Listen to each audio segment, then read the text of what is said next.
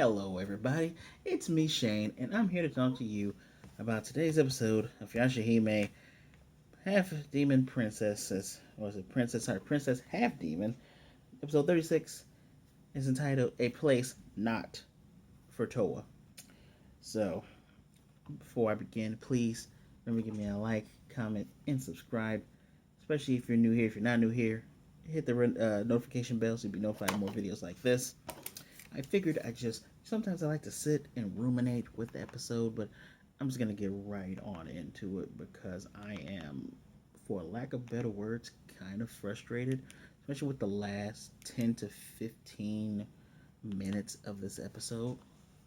So, if you remember, we've been going through like a triple plot kind of thing where, Moroha's doing one thing with Tachichio, Setsuna's doing a thing with the Demon Slayers, which then, rolls into a new moon. Somehow is a new moon within those 2 days, so both of the twins have lost their powers.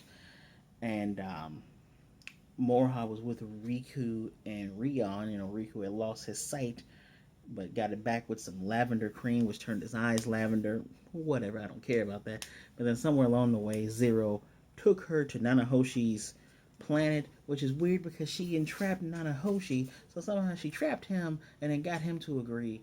And here we are here.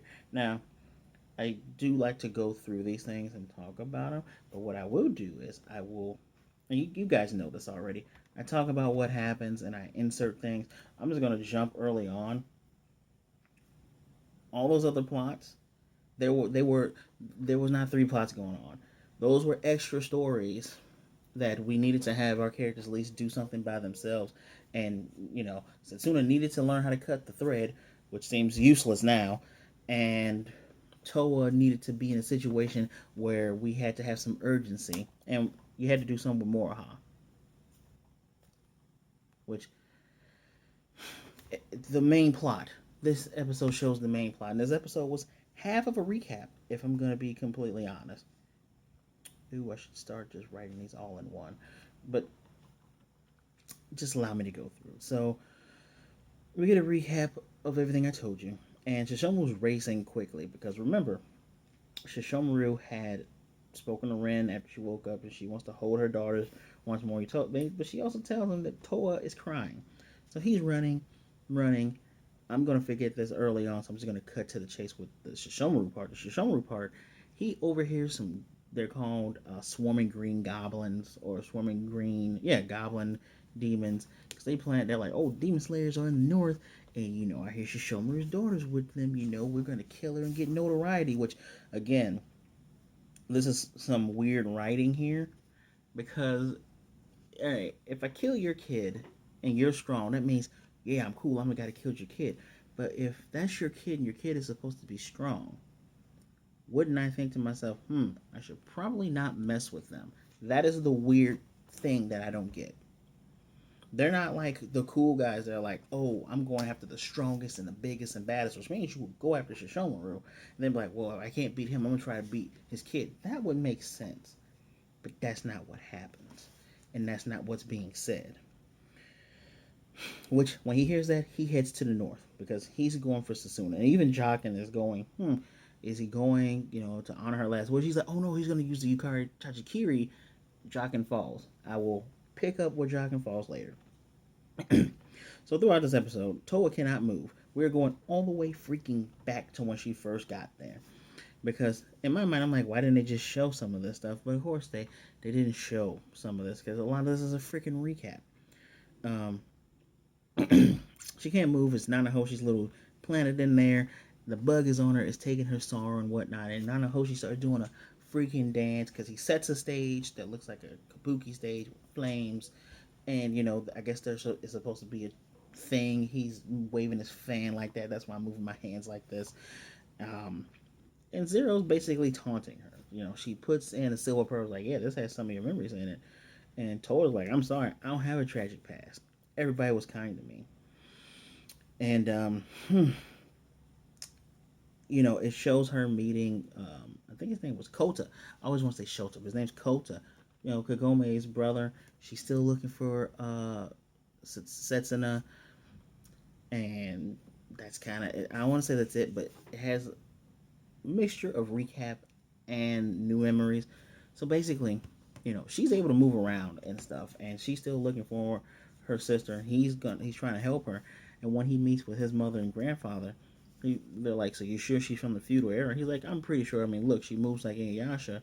And Grandpa's like, "Ooh, is that Kagome's kid?" He's like, "I don't think it is, but you know, I'm not just gonna leave her there." So he's gonna adopt her, and there's some good moments in this where she's walking with his wife May, and she's still sad that she can't find her. She blames herself because of course she let go of her hand.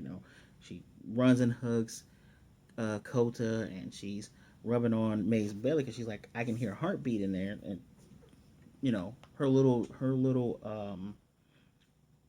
her name is Moe. I'm sorry, the daughter's name is May. And May's about to be born. May is born. Even Kota is telling her, you're her big sister. And she's like, well, I'm Setsuna's big sister. He's like, you can be both of their big sisters, and we're still your mama and your papa. And it's a nice moment. But of course, throughout these moments, she still has a layer of sadness, right? Everywhere she goes, she's looking for Setsuna. Apparently, remember he had made her promise to not use her powers in front of anybody because she's half demon, she has powers, and they do a little cute little pinky swear. Some guys, some people bullied her because she's like, oh, Setsuna doesn't exist, and she said, she apologizes to Kota, and she's like, he says you didn't start the fight, you know, you hit back, and you could have easily beaten them, but you chose not to, so you still honored our agreement. Even when she gets older, wearing the male clothes and all that other stuff, beating up on beating up on guys, as in these dudes run at her and try to punch her, and they fall into the river like some idiots. And all the girls are like, man, she's pretty dang cool. She's a lone wolf. They have friends. Little, she sees some little girls that call for their little sister, and it reminds her constantly. She's reminded of Setsuna. Even back when she was younger, when they had their first birthday party together, they basically say, and this is so cute because little baby's in Moe's arm, and they're saying, well, we don't know your real birthday, but we're gonna celebrate the day that we found you. And they made her a cake and everything, and with candles, and she blows out the candles, but she's too strong, so she blows off all the frosting and the fruit, and they're laughing about it. And it was kind of funny when the baby had a little spatter because it had those comedic eyes, and they're laughing about it. It's a good time, but when she laughs, she thinks of her sister. Straight up. Oopsies, I am messing up here with my notes. I got notes on this new phone here. Uh, but through all of this, you know, she thinks she didn't forget. And there's black flames that flicker up when these memories come out. And, through all this, she never forgot about Setsuna. And she's saying, and we got to see her say she'll never scream and cry. This is the parts that, we get to see throughout the last 3 to 4 weeks with the episodes going on, which I'm thinking to myself, you could have just sprinkled in the parts when she was getting hurt because we could have just gone past this, but whatever. And the weirdo guy is just, none of Hoshi's weird. He just keeps saying the bug needs more sorrow. Because what's going on here, her sorrow's feeding into some weird wood, and he's huffing it and inhaling. He's like, oh, it smells great. He's basically getting high off of this shit, right? It seems like it might be an allusion to using opium or smack, because maybe that's why his teeth are black, because he huffs all this stuff, because he's basically doing it like drugs. um, this is when I got mad. And so Zero has also put in the Golden Pearl after she's like, oh, so you crossed swords with Setsuna. That had been really sad, the fact that she forgot all about you and she didn't care. And for me, I wrote down, all this is frustrating. Zero is going on talking about she never cared about you all. Setsuna had forgotten about her, and she actually, before this part, put in a gold pearl and said, yeah, look at all Setsuna's memories. She had a happy time and blah, she blah blah blah. And we did get to see the part where it's daybreak, and she's crying and she roars at him. She's saying she'll never forgive them because now at this point there is no more new moon. It's the new day. I almost made a New Day wrestling joke. It's the new day, and Just want to keep rolling down, make sure I didn't forget anything. now, now this is the part where I told you Jocken fell, right? Jocken happens to fall on top of Takachio and Moroha, and they all fall down into a nice little stream. And they're like, "Oh, you're Jocken." He's like, "Oh, you're Sesshomaru's daughter." Yo, where is Towa and Setsuna? She's like, "We don't always travel all together." She dug in her nose when she said that. Like, yeah, they have their own lives. And she notices that there's urgency in his face and his voice, and she's like, "What's going on?" You know, he tells her about Ren. He's like, Ren is looking for them. We need Setsuna to cut this fake thing and whatever. And of course, the demons show up around the demon slayers as they're waiting for Hisui and Setsuna. I have no clue why they are separate or something. I'm sure somebody will make some type of doujin story about that. What were they really doing while they were missing? Whatever. I don't. Your pairings, I don't care about. I'm just here, just wondering. Okay, they were conveniently gone from the scene, and they come back. They come back after these green goblins show up. Green goblins, and Kohaku uses his scythe to kill one of these. Like, yeah, we can pretty much kill you guys ourselves, but they're surrounded them. And here comes, the I'm not gonna say the boomerang's name. Boomerang comes around, kills a bunch of scourge of swallows. They're there, and these things are bragging. They're the swarming green ogres. Sorry, they're basically saying, losing 10 or 20 of us doesn't matter. We're super. There's tons of us. The two that speak instantly get fried by green electricity. Who is it? It's Sesshomaru. And this is the best part of the show here, where Kohaku says, "Oh, Lord Sesshomaru," and Sesshomaru acknowledges Kohaku. He goes, "Kohaku." Doesn't call, and it may seem kind of weird that is the best part. Again, I did not watch the last chapter. I read the last two chapters of the manga, but I did not see the final battle. I read the ending and how everybody had a happy ending and conclusion. But I like the fact that throughout that journey, he did, say, okay, it came point is like, hey, this kid tried to kill Ren, I'm gonna kill him. I don't care what the circumstances. And then it became, okay, well, I get it, I'm not gonna do it.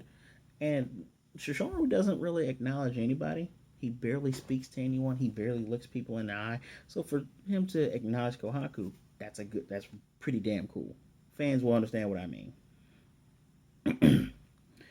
And so Sesshomaru, being Sesshomaru, doesn't even fully look at Setsuna, but he just kind of looks over and he says, "Did you master the thing?" And she says, "Well, I was able to cut a thread once. Good. Go to your mother." She's asking for you at the tree. Apparently, Towa was crying. And so she's like, "Cool." The demon slayers get it. They're like, "Hey, go ahead." She takes Kirara. She goes to the Tree of Ages. And Kohaku is like, "Hey, Sesshomaru, let's take care of these small fries." And do use Baku Sega to kill a bunch of them. Look, man, there's not a lot of people that could talk to Sesshomaru like that. I think it's the fact that Kohaku has such a reverence for him and Kikyo and the people that ran with his sister.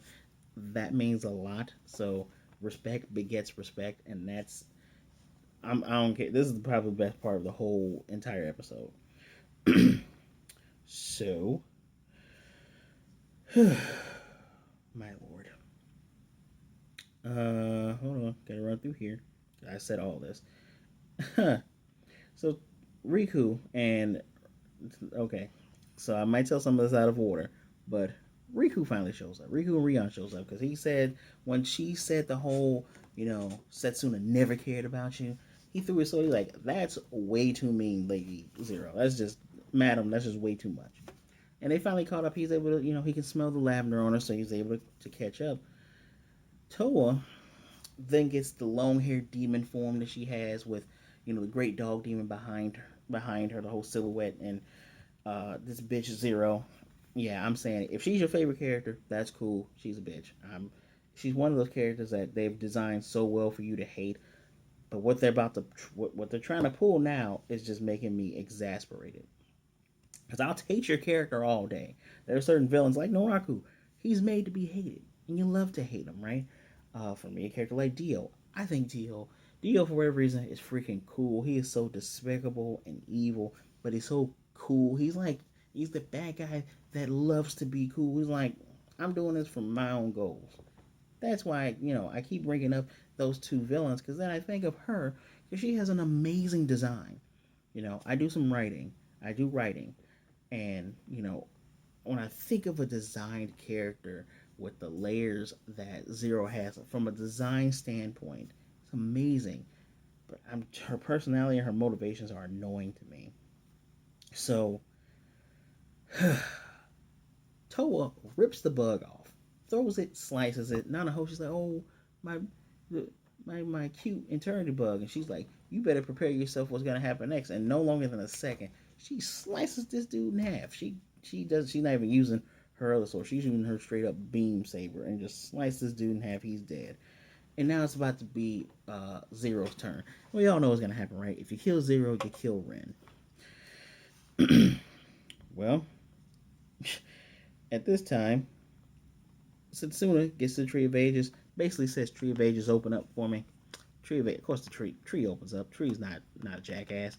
She gets in there and she's talking to Ren, and Ren's like, "Oh, I was able to watch you through your dreams and through my dreams and see you and everything. Thank you, and I'm sorry about." She just says thank you and I'm sorry. I guess she's sorry about what's going on. She said she heard her playing and heard her music. She needs her to go and save Towa because Towa's crying. And so Setsuna was like, "All right, cool. Just give me a second. I'm gonna cut the damn thread because the silver scale has advanced a lot." Now I made a joke and said Ren needs some lotion, but that's high. That she looks like she needs some lotion. She got that silver scale roughness going on. Setsuna was able to go, "Hey, Yukari no Tachi, show me the thread that connects them." And there's a bunch of threads. There's threads everywhere. There's probably threads from people connecting all over that land, right?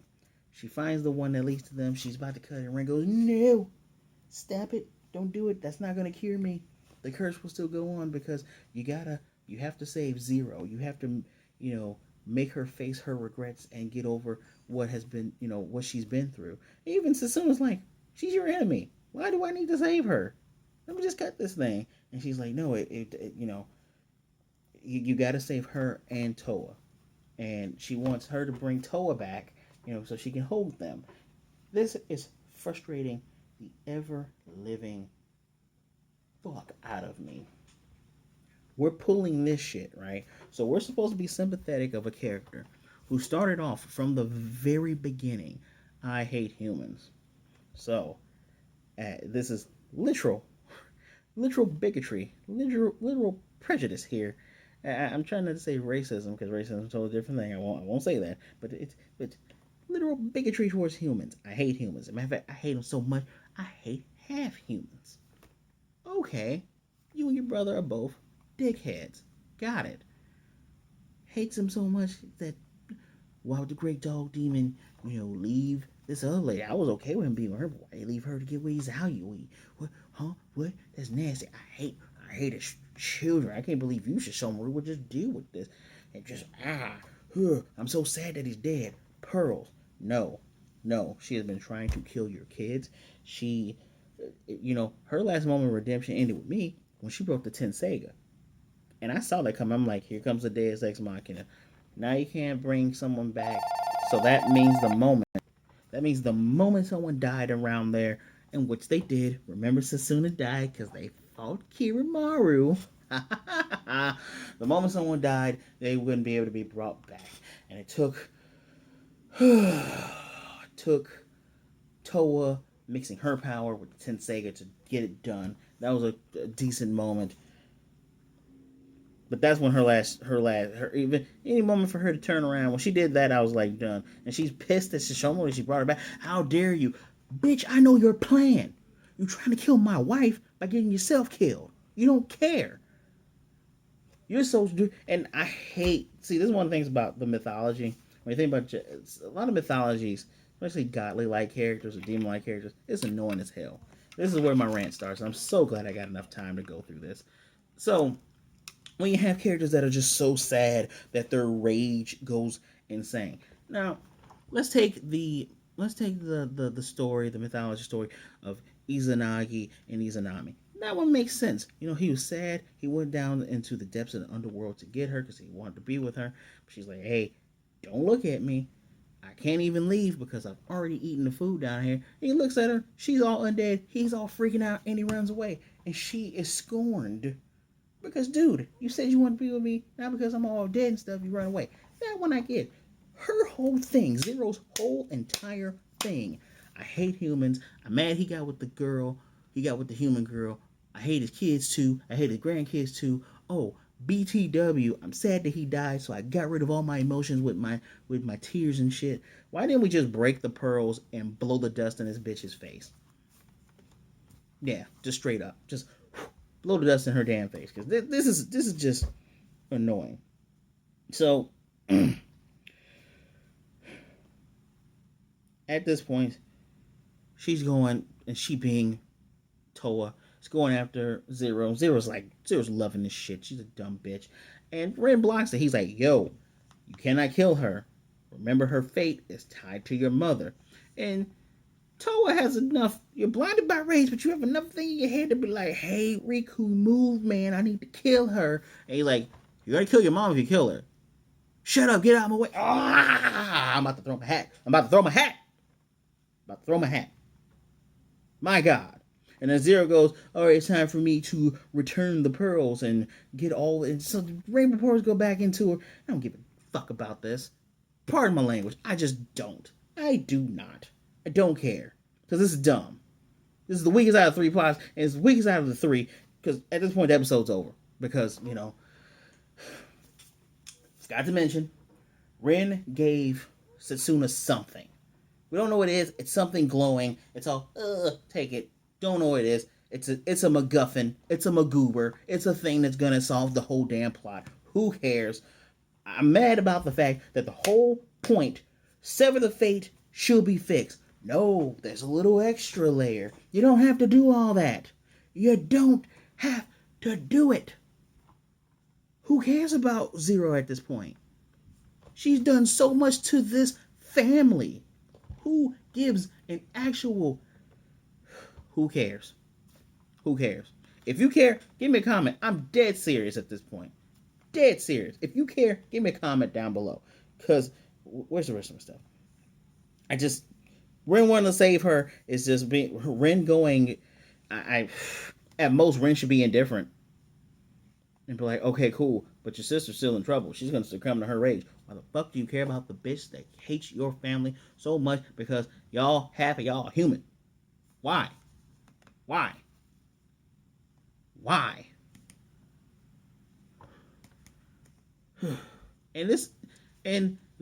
I can call a spade.